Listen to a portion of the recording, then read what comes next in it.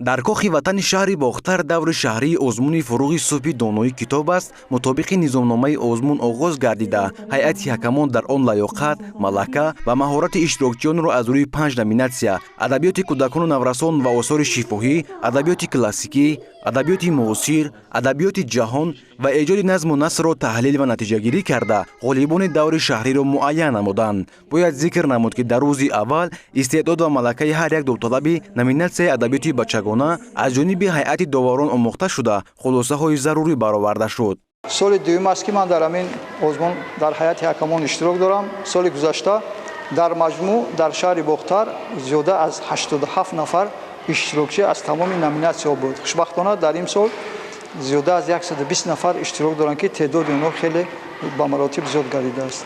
бо ташаббус ва пешниҳоди асосгузори сулҳу ваҳдати миллӣ, пешвои миллат, президенти ҷумҳурии Тоҷикистон муҳтарам Эмомалӣ Раҳмон, ки дар ҳамаи баромадҳояшон пеш аз ҳама ҷавононро ба китобу китобхона ва хондани китоб ва мутолиаи ашъори гузаштагони классики муосир ҳидоят менамояд ва аз ин ҷост ки сол то сол аз ҳисоби хонандагони муассисаҳои таълимӣ ва аз ҳисоби донишҷӯён чӣ аъзо шудан ба китобхонаҳои шаҳрии вилоятӣ ва чӣ иштирок дар озмуни Фурӯғи субҳи доноӣ китоб аст, шумораи онҳо хеле зиёд гардидааст, ки дар оянда ин боварӣ комил дорам, дар солҳои минбаъда боз теъдоди иштирокчиён дар ин озмунҳо хеле ҳам зиёд мегарданд.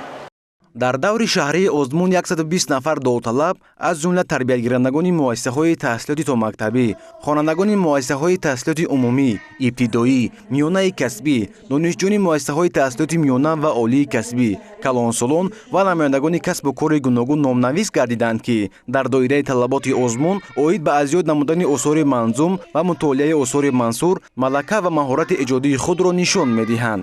Озмуни мазкур аз рӯи 5 номинатсия ва 4 зинаи симсолӣ гузаронида мешавад ва ҳамасола мушоҳида менамоем, ки довталабони ин номинатсияҳо ва ҳамчунин зинаҳои озмунӣ хеле рӯз аз рӯз афзоиш меёбанд. махсусан дар номинатсияи якум, ки хондан ва азбар кардани осори бачагонаи адабиёти классику ва муосири эҷодиёти шифоҳии халқи тоҷик мебошад, нисбат ба номинатсияҳои дигар довталабон дар озмуни имсола хеле зиёдтар ба назар мерасанд. чуноне мушоҳида менамоем, имсол дар омода гардидан довталабон хеле бомасъулиятона рафтор менамоянд.